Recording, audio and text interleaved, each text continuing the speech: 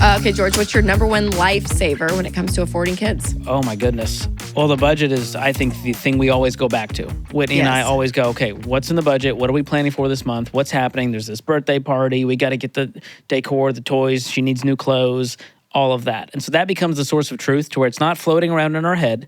And it's not wait, you spent what on what? I didn't know. Everything is talked about, and the budget is key. And for that, we use every dollar. And it makes it super easy. We're both logged in, and it's a free app you can go download right now in the App Store. Yeah. How about you guys? Yeah, I would say that's a big one because I think it dictates and shows, hey, what are we able to spend this month, right, on the kids? And knowing ahead of time, too. I like it because it also helps with, like, the schedules, which sounds silly, but you're like, oh, yeah, soccer signups are there. Okay, so that starts in August, and we got to plug it into the calendar. Like, it kind of helps with the rhythm of life, too. So, yeah, the Every Dollar app, I would say that. Yeah. Oh, and they can go to everydollar.com/smartmoney to get started, and we'll drop a link in the show notes. And then have a line item for each kid in the budget. We do that, too. Very helpful. And so that's helpful, too, to see, okay, yeah, how much have we spent this month on this kid or that kid? And planning for babysitting. If we know we're going to have 2 date nights, we need to plan for 2 nights of babysitting, and it's in the budget, so it's not a big surprise or a big, like, oh, gosh, we got to pay for this. That's right. So, all right, George, the number one question I always get around kids and money. Should we be out of debt before we have kids? Ooh, the hot take is you don't have to be. Wherever you are in your financial journey, again, you will figure it out. You'll make sacrifices. Now, is it going to be less stressful if you're in a better place financially? Absolutely. Yeah. But I don't like this idea of, well, when we get to this place financially, then we're going to be ready.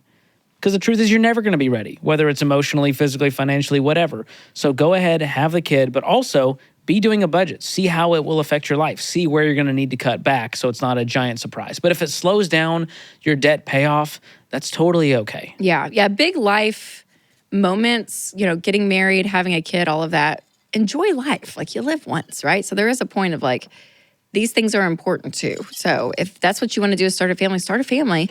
But to your point, it's like, yeah, money as a tool in life. And when you have more control over it and even more of it, you have margin, it's not going out the payments, there's going to be places that is going to be less stressful, but don't wait until that point by any means. Well, another piece of it that's real is some people wait and then they realize, oh, it's taking us way longer than we thought to have a kid or to get pregnant. And that can be a scary thing. And you look back with regret about waiting so long. And so I just feel like when you're emotionally ready, of like you're excited, you have that moment of like, all right, we're going to do this.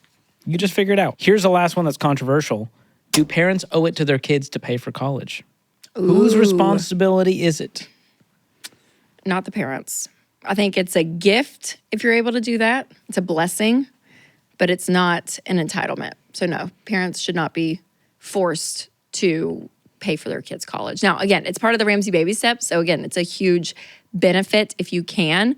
And it should be a goal, right, when you get to that point, because it just helps your kids out to start on a level foundation financially. But there are ways to go to school debt-free. I mean, school choice is always huge. Going to a community college, like there's ways to do it. In-state schools. Yeah, and a lot of people are doing gap years even. Like there's other things to do around that subject. So as a parent, do not feel like, oh my gosh, I'm this terrible parent because I can't provide this for my kids. They're going to be okay. They're going to be okay. Yep. Yeah, I agree. I think it's your obligation to have the conversation with your kid and student and figure out a plan to go to college debt-free. But as far as who's taking what, my plan is to be able to. I think it's a beautiful thing. And even for like the grandkids, I think it's a cool life goal. For sure, to just say, hey, got the grandkids college funded. I'm going to do a lump sum when the kid's born and go, oh, that's nice, Grandpa George got you taken care of. Oh. Yeah. What are they going to call you? What's your grandpa name? There's an Arabic name for grandpa that I love. Fun. I don't know that. Papi? Are you just guessing? Boppy?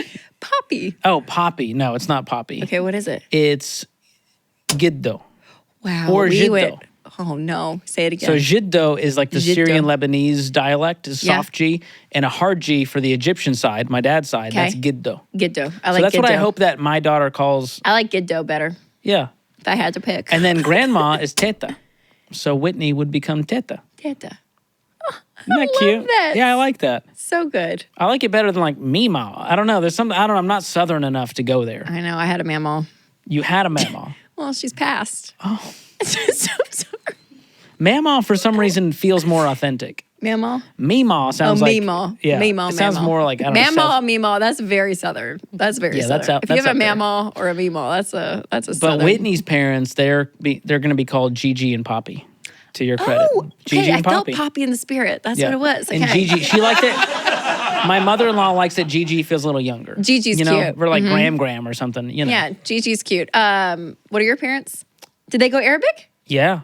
I mean, Mia can't speak yet, so I think. Wait, is it what you just said to me? Yes, What Mia's going to yes. go, oh, I'm sorry. What are you going to adopt the same? I meant your. I would like to. Yeah, okay. Yeah. Okay, that's good. Like yeah. Mia's kids, what they call me. Yeah. I would that's what like was thinking. that. Yeah. I don't know. I can't. My gramps. I don't know. I don't feel like a grandpa. Gramps.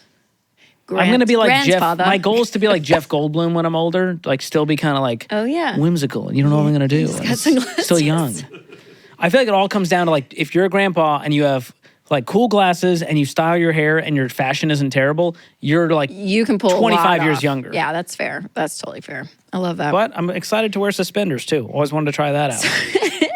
Feels like a big part of being a Coming grandpa. soon. Coming soon, George. Coming soon. Wow. So good. Okay, so Well, here's the spark notes. If you're at a fork in the road, I would say be honest with yourself about what you want for your life and your money and what your spouse wants, and look in the financial mirror and then take the steps to get there. What is the gap? What must be true for us to take this next step? And then also realize you'll never fully be ready. So if you have some giant checklist of all these things must happen, you'll never have a kid. yeah, I think that's fair. And I think it's also fair to say that there's, people today that may be of that age and that longing and want it, right? And it's just not happening right now in life for them, right?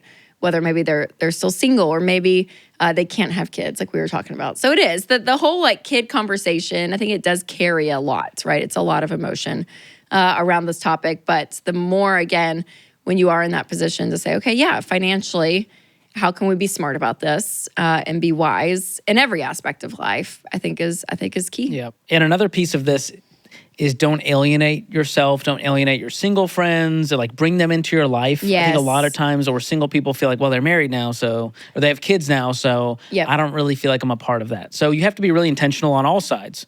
Single people, married people, and then don't judge each other. Like the DINKs are like, haha, you have kids, and the kids are like, people with kids are like, we have a better life than you. Right. I don't like this whole like, No. name calling and other than the fun acronym of DINK. I just feel like let's all be kind to each other and realize we're all just doing our best.